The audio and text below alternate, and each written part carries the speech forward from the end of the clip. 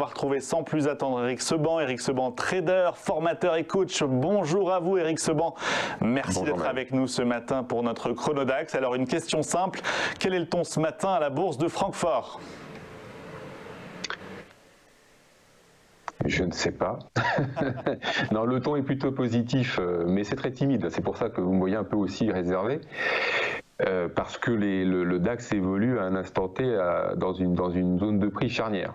Après le scénario de rebond que j'ai étayé la semaine dernière, mercredi dernier, qui s'est réalisé, le DAX a atteint un niveau de prix qui va déterminer maintenant ses intentions directionnelles. Mais on le saura vraiment pas avant ce soir et sans doute demain.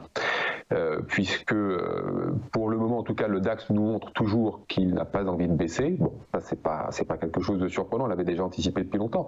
Ne serait-ce que la semaine dernière, quand on s'est parlé mercredi dernier, le DAX était en repli lundi et mardi de façon assez significative et je vous disais mon scénario principal c'est un rebond pour la fin de la semaine. Exactement ce que je vous avais dit la semaine d'avant quand il avait également imprimé un mouvement de baisse en début de semaine. Donc pour le moment le scénario se réalise correctement. La baisse de lundi, mardi dernier, de la semaine dernière a été effacée jeudi et vendredi. Et je note que lundi et hier, le DAX a établi de nouvelles cotations sur des plus hauts historiques. Donc là, hier, mouvement de repli parce que le plus haut historique du début de séance n'a pas provoqué de relais. Bon, voilà, le DAX s'est replié. Mais vous noterez sur le graphique que je vous ai envoyé que le DAX s'est arrêté sur le haut du range que je vous ai tracé il y a 2 semaines. C'est-à-dire qu'en fait, il est en situation actuellement de pullback potentiel. Le pullback est toujours que potentiel avant qu'il soit réalisé. Mais pour le moment, en tout cas, c'est le niveau de prix auquel il se trouve, dans la zone de prix dans laquelle il évolue, et c'est la figure chartiste qu'il est en train de dessiner. Alors ce matin, en effet, c'est très timide, mais en effet, ça semble confirmer des intentions de pullback, mais on le saura réellement que ce soir.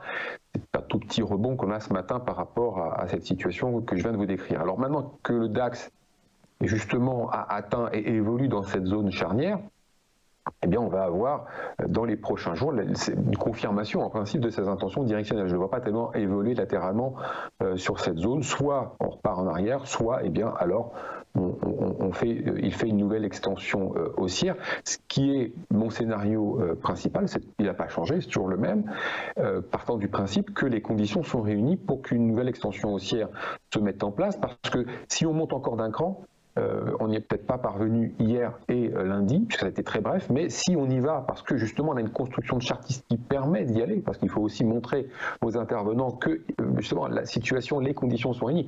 Moi je peux les voir un peu peut-être par anticipation comme d'autres, mais d'autres ont besoin d'avoir une confirmation dans le graphique pour pouvoir intervenir. Donc si le graphique dessine ça, alors on va avoir effectivement possiblement une hausse un peu plus marquée, et là on va sans doute déclencher des contraintes techniques exactement comme début mars. Et donc là, pour le moment, on n'a pas les intentions, on va les avoir. En tout cas, le DAX bénéficie d'un très bon momentum pour mettre en place une nouvelle extension haussière. Parce que, comme je vous dis, comme début mars, nous avons des conditions qui sont réunies. Ça veut dire que, eh bien, d'abord, dans un premier temps, on peut savoir que les acheteurs qui sont en position, eux, n'ont aucune raison de sortir leur position. Il n'y a pas de signal de vente. Donc, tant que ça continue, autant garder les positions, parce que, eh bien, quand on est dans le bon sens, on conserve ses positions le plus longtemps possible. Tant qu'on n'a pas de signal de vente, eh bien, on continue à accompagner la hausse. Donc, des acheteurs qui ne prennent pas leurs gains, ce ne sont pas des gens qui vendent. Donc, pas de flux vendeur, en tout cas, du côté des acheteurs qui prendraient des bénéfices. De la part de ceux qui joueraient un scénario de retournement, de tendance à la baisse. Il faut être courageux parce qu'il n'y a pas de signal. Mais bon, il y a des stratégies contrariennes.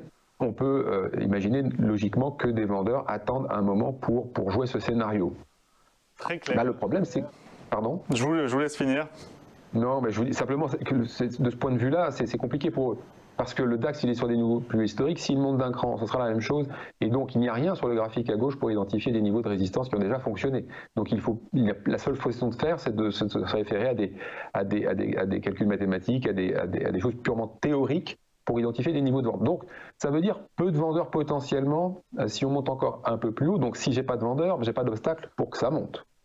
Bon, et puis en plus, si on monte d'un cran, eh bien, je vais avoir au chapitre des contraintes techniques les vendeurs d'options qui vont commencer à actionner leur gestion de delta pour justement compenser ce qu'ils perdent sur les options vendues. Donc, mécaniquement, il y a tout pour que le DAX continue de progresser. Donc ça ne va pas vous étonner si je vous dis que je ne vais pas privilégier un scénario baissier et qu'il est préférable en tout cas de continuer à agir du côté où ça monte, c'est-à-dire essayer d'acheter des replis quand ils se présentent, en ne se disant pas ça a trop monté, maintenant ça va baisser. Il ne faut pas avoir peur, il faut continuer. Il n'y a pas de signal vendeur et des conditions. Encore une fois, les contraintes techniques que je viens d'évoquer sont des conditions qui seront réunies pour propulser le DAX un peu plus haut. Je ne dis pas qu'il va partir comme une balle de canon, ou une balle de fusil plutôt, mais en tout cas, il y a ce qu'il faut pour que ça continue de monter. Eh bien, merci à vous Eric Seban d'avoir été avec nous ce matin. L'œil d'Eric Seban sur l'un des principaux marchés européens.